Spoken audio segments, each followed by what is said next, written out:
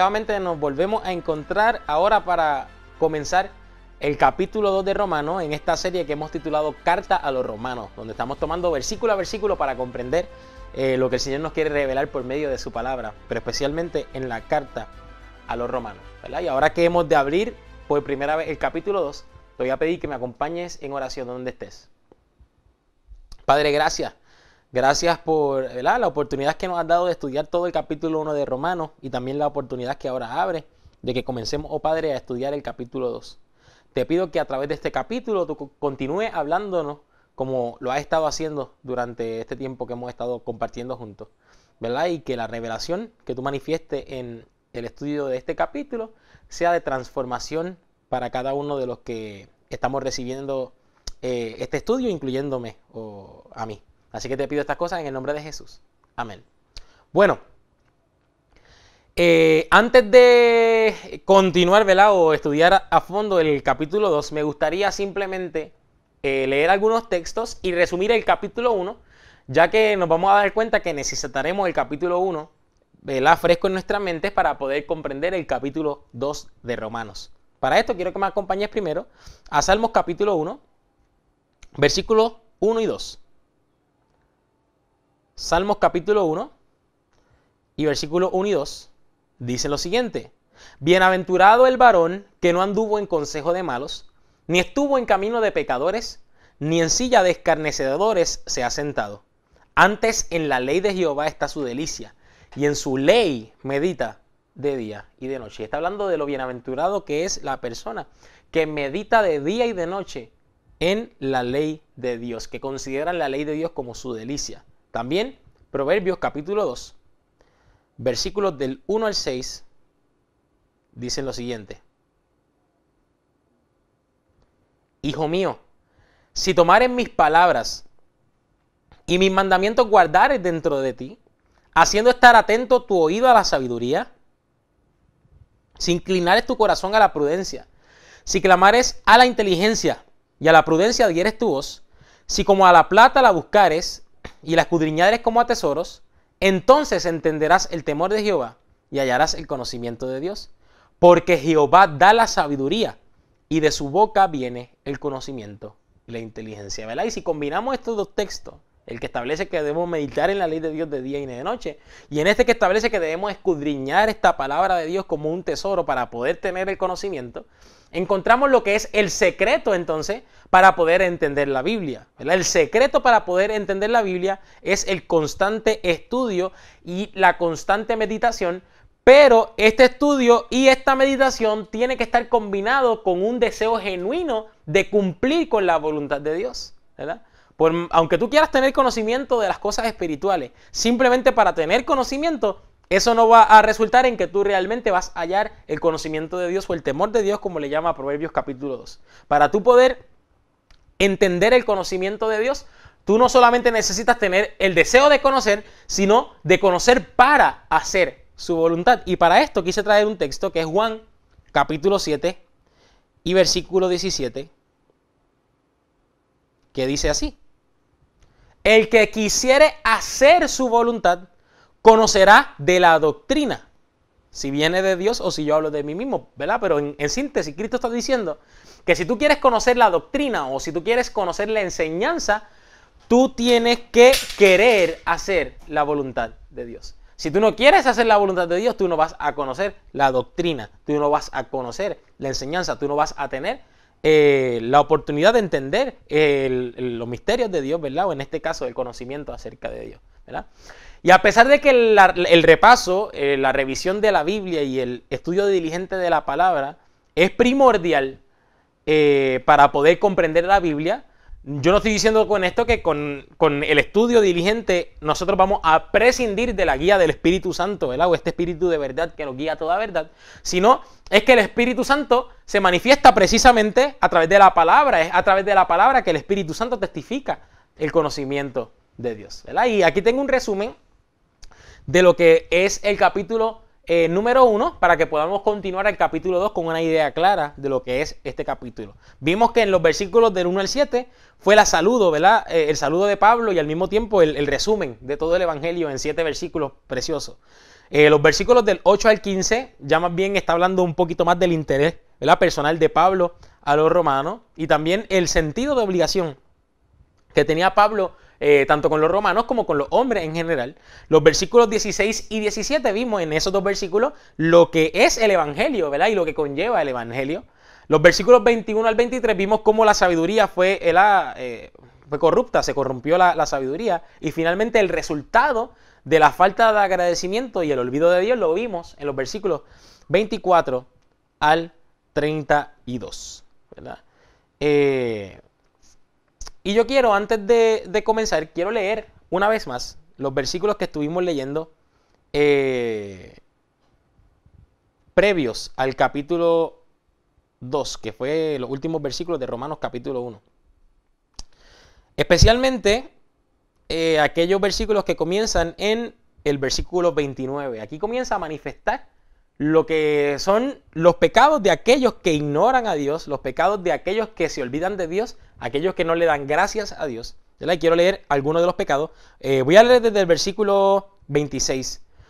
Por esto Dios los entregó a afectos vergonzosos, pues aún sus mujeres mudaron el natural uso en el uso que es contra naturaleza.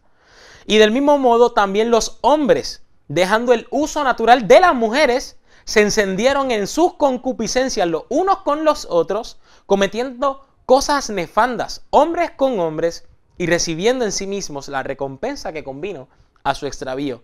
Y como a ellos no les pareció tener a Dios en su noticia, Dios los entregó a una mente depravada para hacer lo que no conviene, estando atestados de toda iniquidad, de fornicación, de malicia, de avaricia, de maldad, llenos de envidia, de homicidio, de contiendas, de engaños, de malignidades, murmuradores, detractores, aborrecedores de Dios, injuriosos, soberbios, altivos, inventores de males, desobedientes a los padres, necios, desleales, sin afecto natural, implacables, sin misericordia, que habiendo entendido el juicio de Dios, que los que hacen tales cosas son dignos de muerte, no solo las hacen, mas aún consienten a los que las hacen.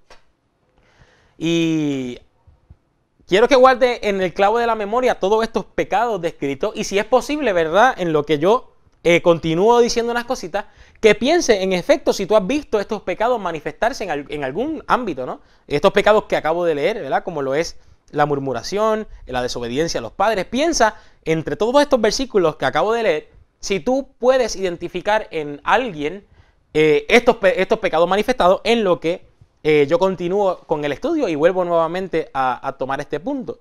Sin embargo, yo quiero leer el versículo 1 de Romanos capítulo 2 que dice: por lo cual eres inexcusable, oh hombre, cualquiera que juzgas, porque en lo que juzgas a otro te condenas a ti mismo, por lo mismo haces tú que juzgas, ¿verdad? Y yo antes de entrar en el detalle de los pecados, me llama mucho la atención como menciona esto. Dice que soy inexcusable, ¿verdad? Si yo juzgo, porque me estoy condenando a mí mismo, y para yo sentirme condenado, yo tengo que reconocer mi culpa, ¿verdad? Y hay un ejemplo en la Biblia, que es el ejemplo de Adán y Eva.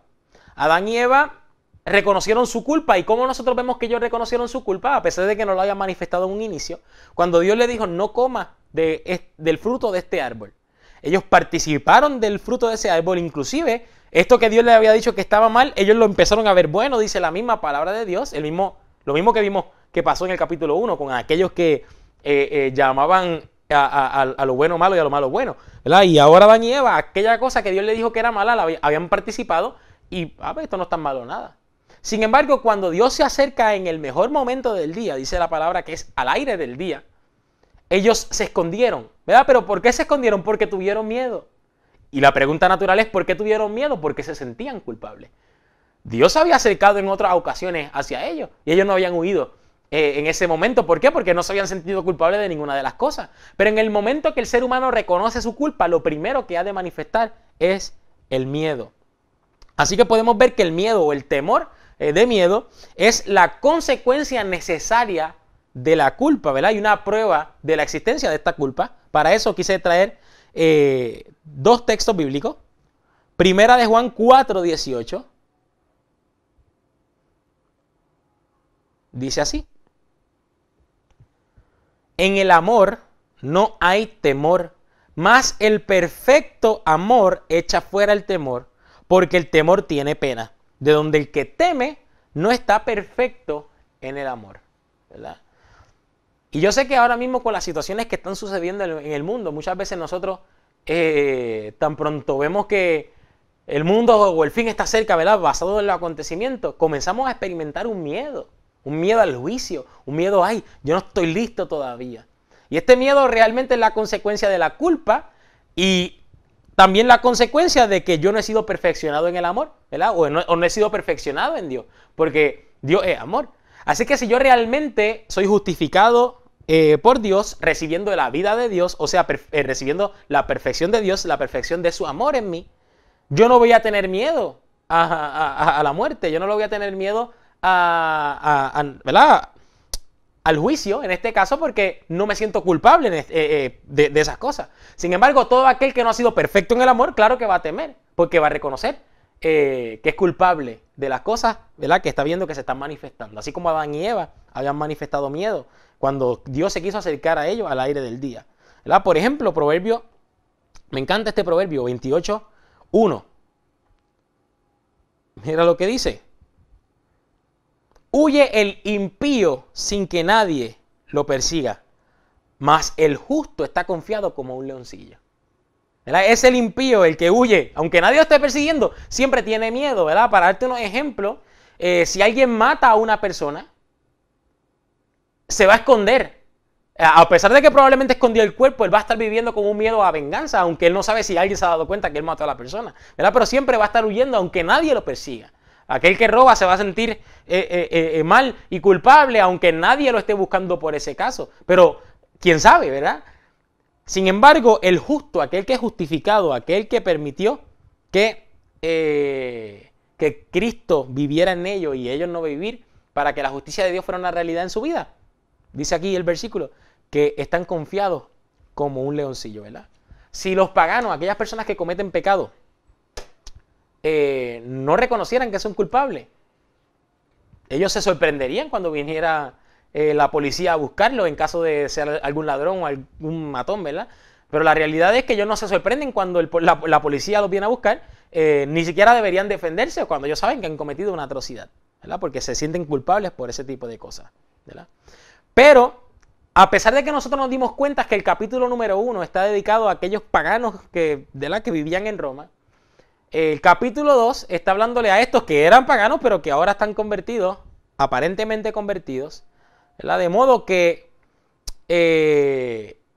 ellos también puedan sentirse identificados con estos textos. Y a mí me encanta cómo Pablo vuelca el capítulo 1, que le está hablando a los que son full paganos, y luego a aquellos que creen, ¿verdad?, o que están comenzando este proceso de conversión. Y me encanta como dice el versículo 1 de Romanos capítulo 2 que acabamos de leer.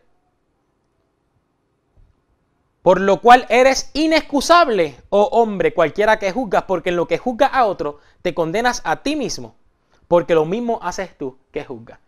Y aunque hay una división entre el capítulo 1 y el capítulo 2, yo quiero que tú veas el capítulo 2 como una continuidad del capítulo 1.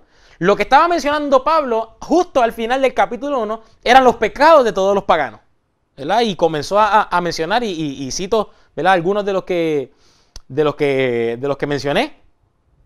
Homicidas, aquellas personas que engañan, que tienen avaricia, que están llenos de maldad, aquellos que dejan el uso natural de las mujeres, o los hombres que dice aquí que se encienden en concupiscencia los unos con los otros, cometiendo cosas nefandas, hombres con hombres. Y entonces todas estas personas que están leyendo esta carta comienzan, y quizás nosotros también, a identificar, no, si eso es lo que estamos viendo ahora, mira fulano, mira aquel, mira sutano, mira lo que dice la Biblia de lo que está sucediendo acá. Pero tan pronto tu mente se esparce a pensar en los pecados de los demás y comienzas a juzgar a los demás y a condenar a los demás, aquí viene Pablo en esta continuación en el capítulo 2 y comienza diciéndote, pero ahora te quiero decir algo, tuviste el pecado de estos manifestarse en la vida de otro. Sin embargo, tú eres inexcusable, que estás juzgando. Tú, en lo que juzgas a otro, te estás condenando a ti mismo, porque tú mismo haces lo mismo que juzgas, ¿verdad? Valga la redundancia. Pablo, explícame, ¿Cómo que yo soy culpable de lo que yo estoy juzgando? Yo no me siento culpable por muchos de los pecados que tú mencionaste en el capítulo 1. ¿A qué te refieres con que yo soy culpable de los pecados de los cuales juzgo? Y me detengo aquí y te voy a decir algo. Si tenemos la sabiduría necesaria para condenar las acciones impías de aquellos que son paganos, entonces por ese mismo juicio nos vamos a reconocer a nosotros sin excusa por nuestras malas acciones. Porque la misma ley que condena a los paganos es la misma ley que me condena a mí y es la misma ley que te condena a ti. Por ejemplo, recuerdo haber compartido esto y alguien, en el grupo surge el tema o la conversación acerca de lo que es la homosexualidad. Y él dice, espera, es que yo no entiendo esto, ¿verdad? ¿Cómo es que yo soy culpable del pecado de la homosexualidad cuando condeno a un homosexual, cuando yo no me siento atraído por personas de mi mismo sexo? ¿Verdad? Y yo simplemente fui y leí algunos de los pecados, ¿verdad?, mencionados en el capítulo 1. Por ejemplo, murmuraciones, desobediencia a los padres, necedad, engaño, fornicación, adulterio. Y si hablamos del adulterio, Mateo 5 nos enseña que el adulterio se comete en la mente cuando tú codicias a la mujer del prójimo. El homicidio, ¿verdad? Si nosotros vemos también lo que dice Cristo en Mateo capítulo 5, yo si me enojo locamente con mi hermano y lo llamo necio, o lo llamo fatuo, o palabras peores que esas, soy culpable también de homicidio. Y yo le dije, tú no te sientes culpable, ¿verdad?, de ninguno de estos pecados. Y evidentemente pues la persona afirma que sí. Y hasta yo me siento culpable por algunos de estos pecados también. La misma ley que condena lo que tú estás diciendo, te condena a ti mismo también. Si tú tienes conocimiento de esta ley que condena a otro, significa que tienes conocimiento de esa ley que también te condena a ti. Por eso es que Pablo está diciendo, eres inexcusable, no tienes excusa. Tú que estás juzgando a otro, te estás condenando a ti mismo porque estás demostrando que tienes conocimiento de la ley de la cual él es culpable y por lo tanto tú también eres culpable de la misma ley. Y esto trae un punto muy interesante. Todos somos igualmente culpables, ¿verdad? Si yo leo Gálatas capítulo 5, hablando de pecados adicionales acerca de estas cosas que nosotros hacemos, voy a leer del versículo 19 al versículo 21.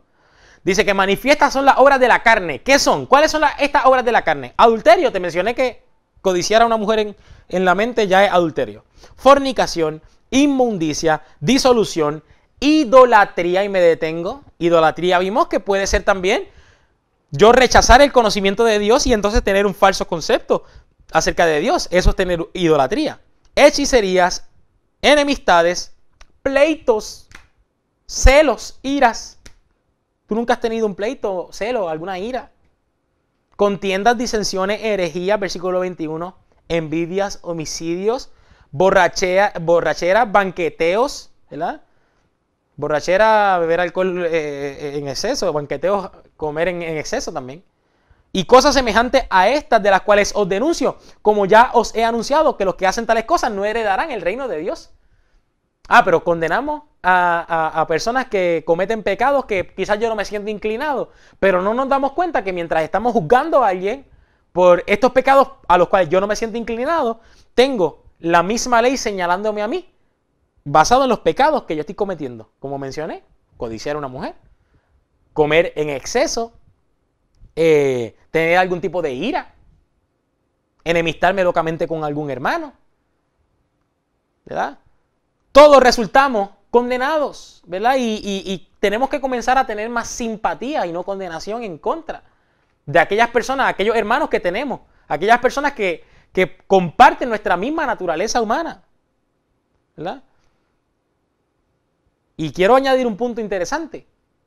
El hecho de que tú sepas lo bastante y que yo sepa lo bastante como para juzgar que una cosa está mal, atestigua que yo merezco el castigo que yo entiendo que merece aquel a quien yo estoy señalando.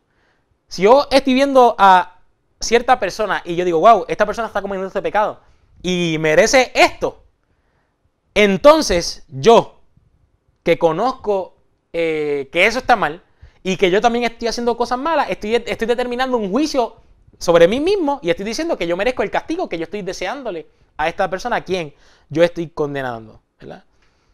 ¿Y a qué me refiero con que tenemos que ser más simpáticos y en lugar de estar condenando a las personas, tener más simpatía con ellos?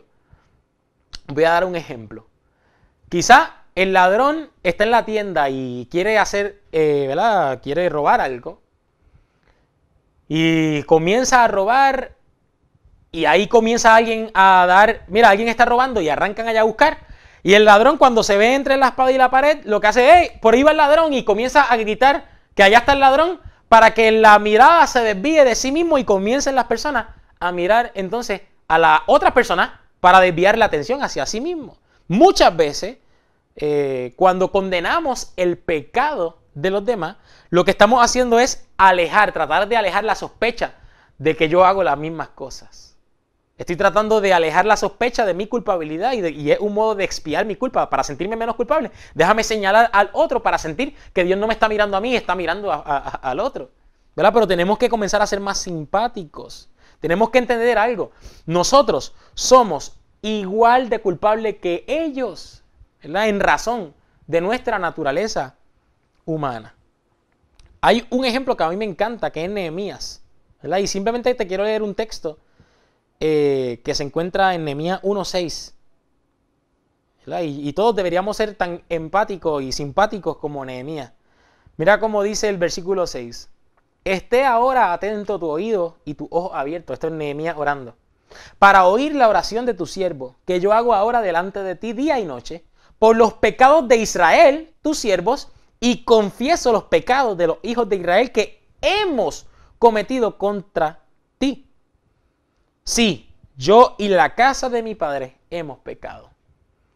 Y sigue hablando a Dios de los pecados que ha cometido Israel como si fueran sus propios pecados. ¿Por qué? Porque Nehemías tenía simpatía con su pueblo de Israel. Y a pesar de que él directamente no había cometido esos pecados, él se sentía culpable de esos pecados por razón de su naturaleza humana, ¿verdad?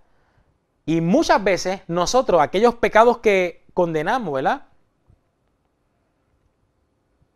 Si nosotros nos ponemos a pensar, quizá si nosotros hubiésemos sido tentados, como fue tentado a esta persona a quien nosotros estamos condenando, muy probablemente nosotros hubiésemos caído hasta más bajo que esta persona a quien nosotros estamos juzgando. Así que dejemos de estar condenando a las personas y por el contrario, decidamos ser más simpáticos con las personas y poder identificarnos con los pecados de nuestros hermanos, porque ¿sabes qué? Son nuestros hermanos y somos igual de culpables en sentido de nuestra naturaleza humana. Menos condenación y más oración por aquellos que necesitan de Dios, incluyendo a cada uno de nosotros, ¿verdad? Y para dar un ejemplo más de esto, tenemos también el ejemplo de la mujer de José. Cuando digo la mujer de José, aquella mujer que trató de seducirlo ¿verdad? Para hacer algo que no debía hacer. Y sabemos que José no quiso continuar con eso y ella gritó y acusó a José. El hecho de que ella clame los pecados a gran voz no quiere decir que ella aborrecía esos pecados. Nosotros sabemos que ella gritó, clamó el pecado, pero ella no lo aborrecía. Por el contrario, ella quería practicar actos impuros con él, ¿verdad? Y yo te quiero decir algo. Un detective no es un ministro del evangelio.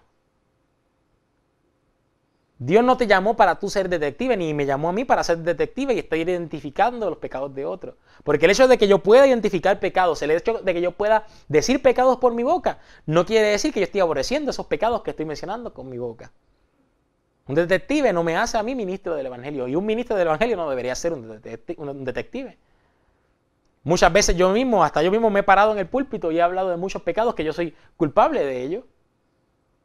Y muchas veces quizás lo he hecho inconscientemente buscando de que las personas no me vean identificado en este pecado.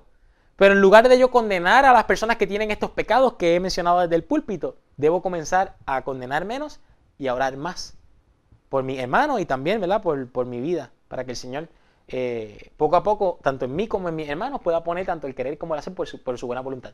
Y si llega un punto que ya yo no siento inclinación por estos pecados, porque el Señor me puede dar victoria sobre estos pecados. ¿Acaso es ahora sí tengo permiso para estar condenando a los demás? No, menos todavía.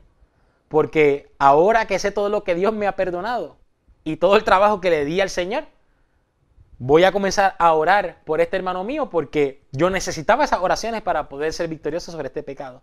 Y ahora yo voy a pedirle al Señor que le dé a mi hermano la victoria que me dio a mí también sobre los pecados que me estaban afectando. ¿Verdad? Y el versículo número 2 de Romanos capítulo 2 añade un punto adicional. Mas sabemos que el juicio de Dios es según verdad contra los que hacen tales cosas. Y, exacto, contra los que hacen tales cosas.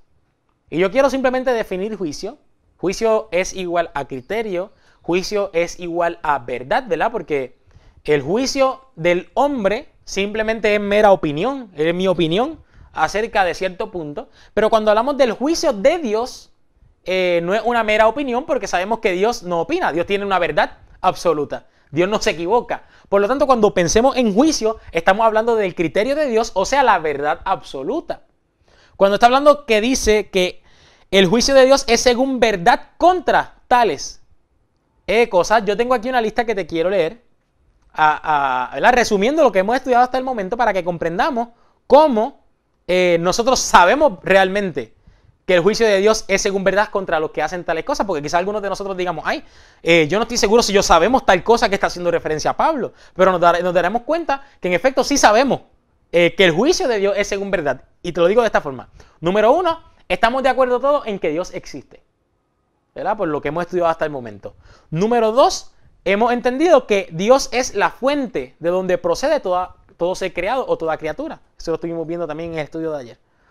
Número 3, también estuvimos viendo que toda criatura es absolutamente dependiente de Él. Como habíamos visto, en Él nos movemos, en Él somos. La vida que tenemos es su vida. Dependemos completamente de Él. Así que si puesto que toda vida ahora, cuarto, depende de Dios, es evidente que la continuación de nosotros poder recibir esta vida depende de nuestra armonía y de nuestra unión con Dios, porque separados de Dios no tendríamos vida. Punto número 5. Por lo tanto, el propio carácter de Dios debe ser entonces la norma de juicio, porque de Él dependemos. Número 6. Dios mismo es la verdad, en Él no hay injusticia, Él es justo. Número 7. Dios se ha revelado a sí mismo y también ha revelado su justicia a todos los hombres, ¿verdad? Como habíamos estudiado la noche de la pasada. También vimos que entonces todo hombre, basado en lo que Dios se ha manifestado, tanto de Él como de su justicia, queda sin excusa para su pecado, sea grande o sea pequeño. Y finalmente, cuando Dios juzga a todos los hombres, sin excepción, su juicio es de acuerdo con la verdad. ¿Con cuál verdad? Con la verdad que te fue revelada, ¿verdad? Así que el juicio es de acuerdo con la verdad. Y la tierra se verá constreñida a unirse en el clamor, como dice Apocalipsis. Y lo quiero leer, Apocalipsis 16, 5 y 7. Finalmente, por lo que hemos entendido, que Dios se ha manifestado a todos y Dios ha manifestado su verdad para que las personas puedan tener un conocimiento real y que no tengan excusa para sus pecados. Finalmente dice Apocalipsis 16, 5. Y oí al ángel de las aguas que decía, justo eres tú, oh Señor, que eres y que eras el santo, porque has juzgado estas cosas. Y si leemos el versículo 7, y oí a otro del altar que decía, ciertamente, Señor Dios Todopoderoso, tus juicios son verdaderos y justos. Finalmente, todos reconocerán que los juicios de Dios son verdaderos y justos. Que Dios sí se nos reveló lo suficiente y que somos culpables en caso de que haya culpa respecto a lo que nosotros rechazamos. O sea, no hay escapatoria. ¿Verdad? Para este juicio si nosotros realmente estamos ignorando o estamos huyendo. Tenemos que confrontar, ¿verdad? Y no te menciono esto para que digas, ay, ahora estoy perdido, no puedo hacer nada más. Por el contrario, si tú te sientes condenado ahora mismo por algún pecado, confiésalo. Dios es fiel y Dios es justo para perdonarlos y limpiarte de toda maldad. Pero no pienses que rehuyendo a la condenación, al tratar de señalar los pecados de otro, ya tú estás expiado de la culpa. No, por el contrario, agrava tu condición. A medida que tú sigas utilizando la ley para condenar a otro, estás aprendiendo más sobre la ley que te está condenando a ti mismo, ¿verdad? Con la vara que mides serás juzgado, ¿verdad? Serás medido. Eso es lo que establece la palabra. Y si tú estás estudiando la palabra de Dios para poder encontrar pecado en los demás y desviar la atención a ti, quiero que sepas que finalmente en el día del juicio no vas a tener escapatoria. Para entonces buscar a quién señalar, porque te vas a dar cuenta de realmente quién tú eres a la luz de la verdad de Dios. Y tú vas a decir, la verdad, Dios, tú tienes toda la razón. Todos tus caminos son verdad. Tú me has revelado realmente quién tú eres. Y tú mismo te vas a dar cuenta de lo culpable que eres. De lo culpable que eres. ¿Verdad?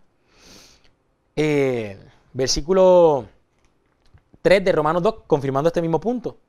Y piensas esto, oh hombre, que juzgas a los que hacen tales cosas y hacen las mismas, que tú escaparás del juicio de Dios. Ya respondimos esto, no podremos escapar cuando nos demos cuenta de nuestra condición de pecado. Y finalmente, quiero terminar con el versículo 4 de Romanos capítulo 2. O menosprecias las riquezas de su benignidad y paciencia y longanimidad, ignorando que su benignidad te guía a arrepentimiento. ¿Verdad? Y a pesar de que está hecho en una pregunta, añade un punto que debería ser un llamado para cada uno de nosotros. La bondad de Dios es la que nos guía al arrepentimiento. Quizás muchos de nosotros hemos estado predicando mensajes de miedo y estando condenando a los demás, buscando la forma que si el juicio y la condenación y el miedo puede hacer que personas se guíen verdaderamente al arrepentimiento. Pero el texto dice que lo único que me lleva al arrepentimiento es la bondad de Dios, ¿verdad?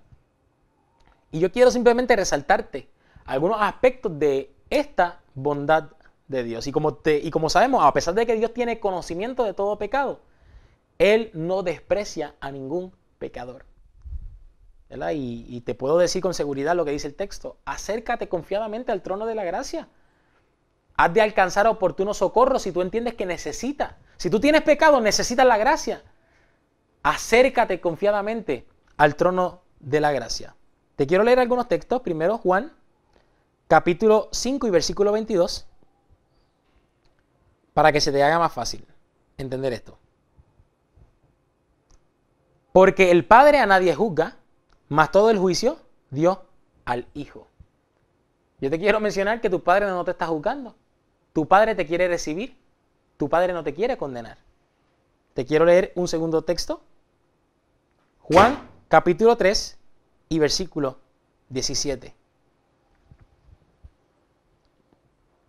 Dice así: porque no envió Dios a su Hijo al mundo para que condene al mundo, mas para que el mundo sea salvo por él.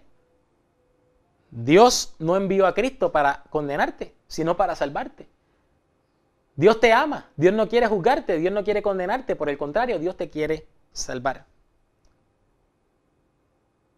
Finalmente te quiero leer también Juan capítulo 12 y versículo 47. Y el que oyere mis palabras y no las creyere, yo no le juzgo, porque no he venido a juzgar al mundo, sino a salvar al mundo. Ni tu Padre te juzga, ni Cristo te está juzgando. Eres tú quien te está juzgando. Si te sientes condenado, si te sientes pecador ahora que estás viendo todas estas cosas, deja de estar condenando a los demás como una medida de escapar del juicio de Dios, porque no estás escapando del juicio de Dios. Por el contrario, estás agravando tu condición. Acércate al trono de la gracia, porque tu Padre no te juzga, ni su Hijo te está juzgando. Tu hermano mayor, Cristo Jesús, no te está juzgando. Por el contrario, te está esperando con los brazos abiertos, porque Él tiene gracia para ofrecer en aquellos corazones donde hay pecado abundante. Pero esta gracia que Él tiene para ofrecer es aún más abundante que el pecado que tú y yo podamos tener, ¿verdad? Y Cristo, que no hizo más que manifestar quién era Dios, fue muy paciente. Y lo hizo porque Él revelaba a Dios. Y Dios es paciente con nosotros, lo podemos ver en 2 de Pedro 3:9. 2 de Pedro 3:9 dice: el Señor no tarda su promesa, como algunos la tienen por tardanza, sino que es paciente para con nosotros, no queriendo que ninguno perezca, sino que todos procedan al arrepentimiento. Él lo que quiere es que procedamos al arrepentimiento, y es por eso que Él es paciente.